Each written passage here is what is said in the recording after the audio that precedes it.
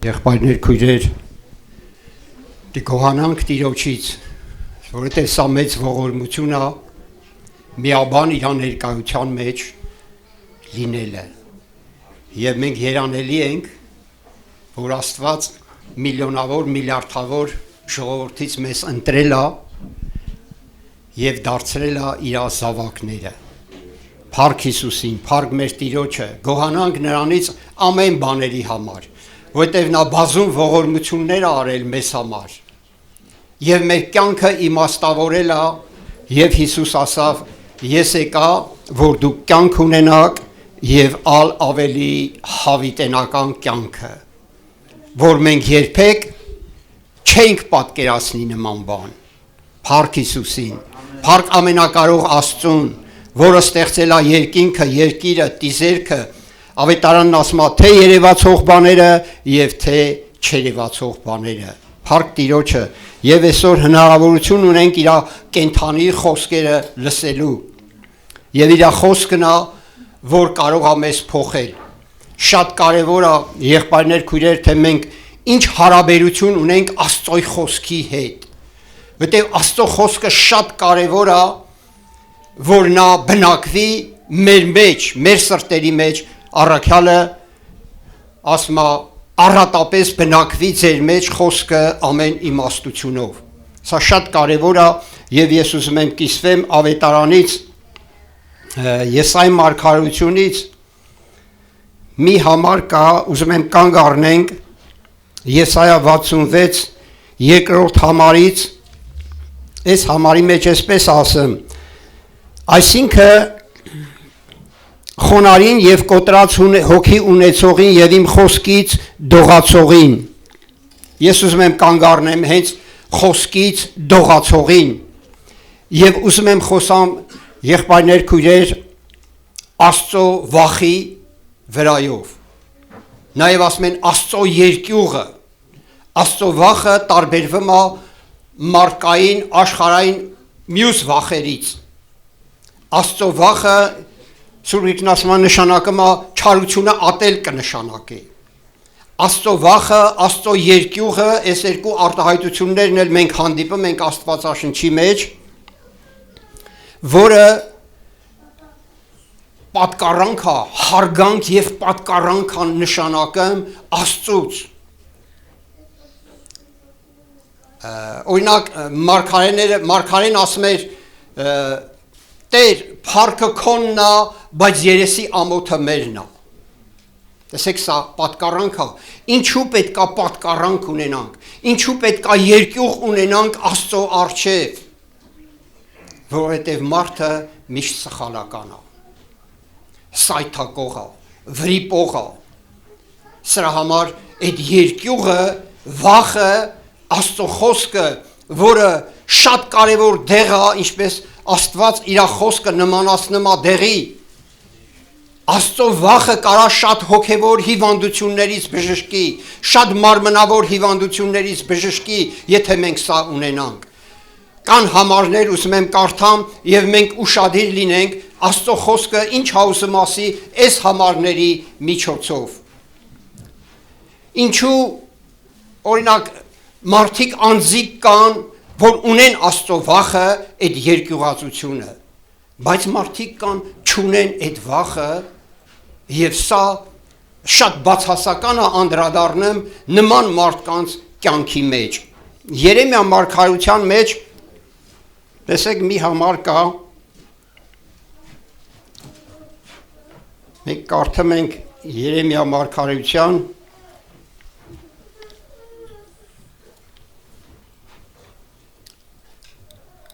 9-րդ գլուխ 3-րդ խոսքից։ Տեսեք ինչ ասում։ Իրանց լեզուները իրենց աղեղներու պես կլարեն ստության համար, բայց ճշմարտության համար երկրի վրա քաջություն չունեն։ Վասնզի չարություն կերթան, ուզիս չեն ճանչնար կսետերը։ Չեն վախենար, մարգարեական խոսքն ասում է, չեն վախենար եւ չարությունից չարություն կերթան, Պատճառը որն է, որ չեն ճանչնար։ Ինչու համար չեն ճանչնար։ Որտև խոսքը չունեն։ Խոսքը կարող է իրանց մտքի մեջը լի, կարող է իրանց ուղեղի մեջը լի, կարող է մակերեսորեն որպես գիտություն ունենան, բայց իրանց մեջ չունենան։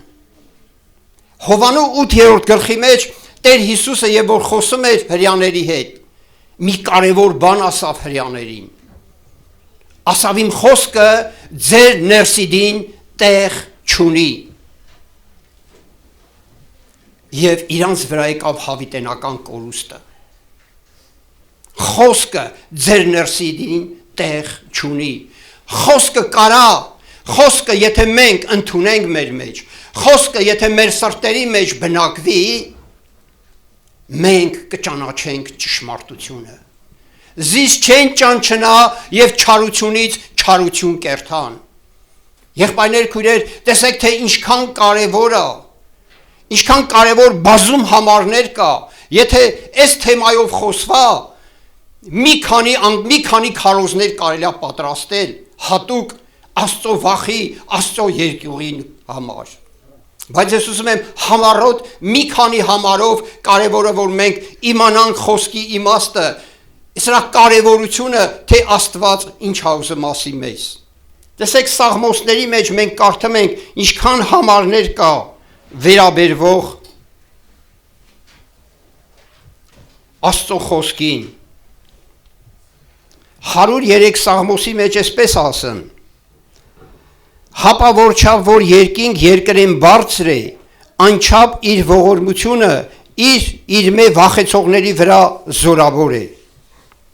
Որչափ որ արևելքը արևմուտքեն հեռու է, անչափ հեռացրեց մեզ մեր հանցանքները։ 17-րդ խոսքից. Բայց Տիրոջ ողորմությունը հավիտյանս հավիտենից իր մե վախեցողներու վրա է, ու անոր արդարությունը որդիների վրա, անոնց վրա, որոնք կպահեն անոր ուխտը, եւ կհիշեն անոր պատվիրանքները եւ կկատարեն։ Եվ տարբեր համարներ կա Սուրբ գրքում, մենք կարդում ենք նաեւ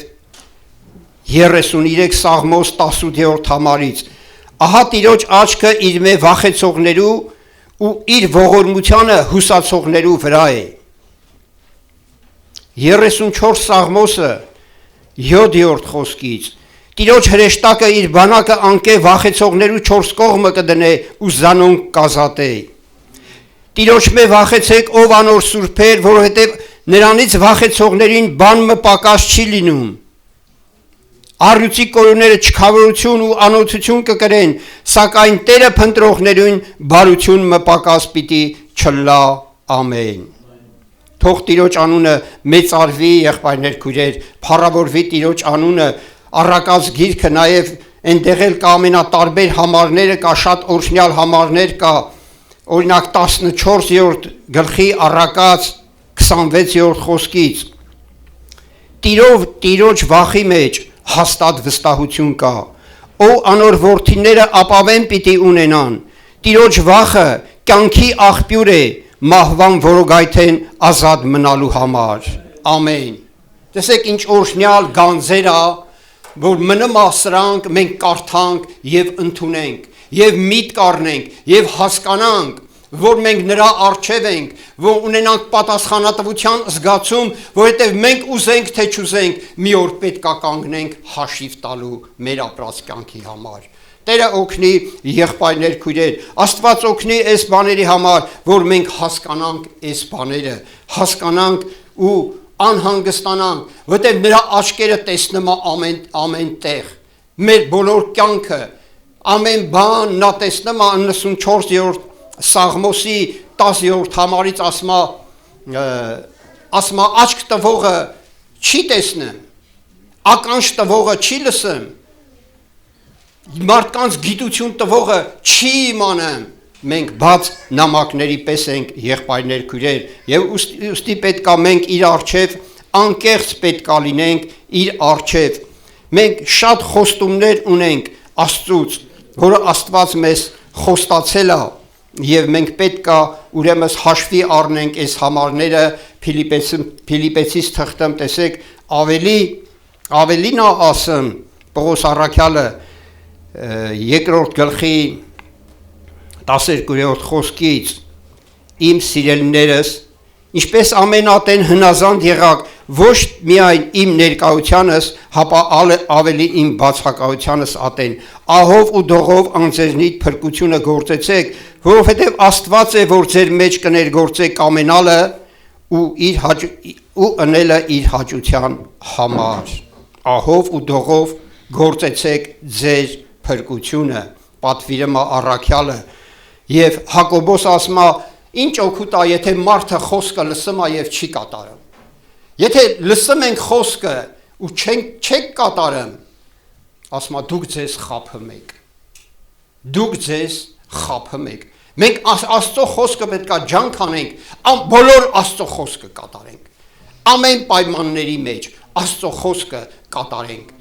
շատ կարևոր ասա եղբայրներ քույրեր մենք պետք է շատ առավելություն տանք Աստծո խոսքին ավետարանը կարդալու եւ աղոթքի ես հիշում եմ մի անգամ եւ որ աղոթք էի անում սա ուղղակի վերաբերվում է այս թեմային եւ մտքի բանով էսպես Տերը ոնց որ ասավ կարդա Եսայա 8-րդ գլուխը Այնտեղ գիտեք ինչ է գրված ես թե ծանոթ չէ այդ համարին այնտեղ այսպիսի տողեր ասեմ եւ Սելովայի հանդարտ ջրերը կարհամարեն կարող է մարդը չի էլ հասկանում որ ինքը Աստծո խոսքը արհամարում է եւ ասում է Ասորեստանի դե խորթավոր բաներ ասեմ երևի նկատի ունի Ասորեստան աշխարհի ջրերը ասում է այդ ջրերն են սիրել ուրիշ ջրերը մարգարության մեջ նաեւ Երեմիա ասում է ինչու գետի ջրերը կգնաք խմելու գետի ջրերը կեղտոտ ինչ ասես լսվում է գետի ջրերը բայց Աստված մի ջուր ունի կարևոր կյանքի ջուրը որը ակունքից է բխում որը կյանք է տալի Պետրոս ասավ որը պետք է երթամ Տեր որովհետև դու հավիտենական կյանքի խոսքեր ունես եղբայրներ քույրեր մենք այսօր արթնանանք ավետարանը կարդալու այսօր ինտերնետի մեջ այնքան քարոզներ կա այնքան շատ է Աստծո խոսքը գիտեք Սողոմոնի օրերում եւ որ տաճարը սարքում էին Աստվածաշունչն ասում է ոսկին ու արծաթը այնքան շատ էր որ հասարակ քարերի պես էր համարվում գիտեք որ մի բան շատանում է կարծես թե արժեքը կորցնում է բայց մենք իրավունք չունենք դրա արժեքը կորցնելու որտեղ Աստված իր խոսքը իրանից վերադրել եւ եթե մենք տեղ տանք Աստծո խոսքին Աստծո խոսքը մեր մեջ առատապես բնակվի մենք կճանաչենք նրան Մարգարեական խոսքը նորից եմ կրկնեմ ասում է չարություն կերթան պատճառը որ ինչ չեն ճանաչում մարդը չի հասկանա թե ինչ կանի մարդը մեղք կգործի մարդը կգնա չարությունների մեջ չի իմանալով որ ինքը չարություն է անում Տերը օգնի եղբայրներ եւ քույրեր Աստված օգնի մեզ այս բաների մեջ որտեղ ես կարծում եմ սա շատ մի կարևոր համար է որ մենք իմանանք որ մենք կարդանք որ մենք ավետարանի հետ լավ հարաբերություն ունենանք ավետարանի հոգին ունենանք ավետարանը մեզ կփոխի մեր տները սարքած լինի ժայռի վրա այսքան տարիների մեջ այդ քամիները փորձությունները եկել են Եվ մարդիկ իրանց տները վեմի վրա չեն սարքել, այդպես էլ չեն սարքել։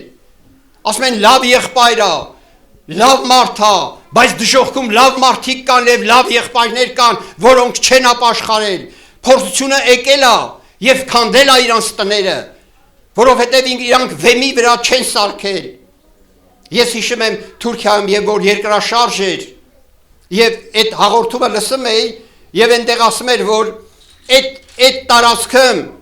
մեծ ավերածություն է եղել, բայց մի քիչ հեռու այնտեղ այդ շենքերը դիմակայել են եւ այդ հաղորդավարն ասում է որ այնտեղի ճարտարապետը ուրիշ մարդ է եղել։ Եղբայրներ քույրեր, մենք ունենք մի ճարտարապետ, որը արարել է երկինքն ու երկիրը,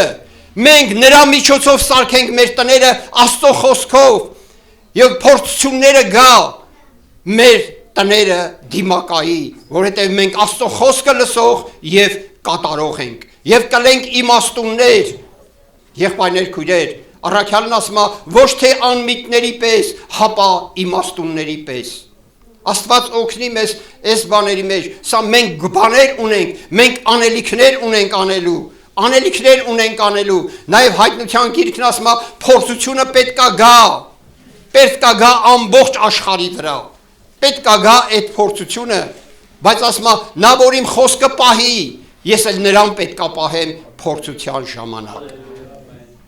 Մենք անելիքներ ունենք, եղբայրներ, քույրեր, մենք հավիտենության նախաշեմին ենք, միշտ նախաշեմին ենք, մենք չգիտենք, մարդու կյանքը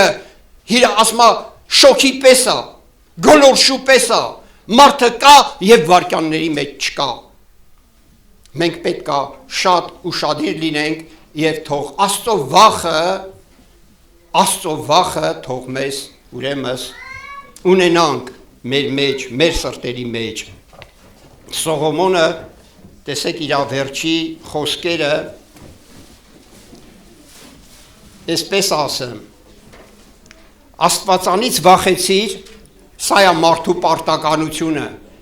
Աստվածանից վախեցիր եւ նրա պատվիրանքները պահիր, որտեղ ամեն գործ թե բարի եւ թե չար պետք է գա դատաստանի։ Սողոմոնն էլ մեծ վրիպումներ ունեցավ, բայց հետո արթնացավ եւ գրեց ժողովող գիրքը։ Աստծուց վա մարդու պարտականությունը սա է,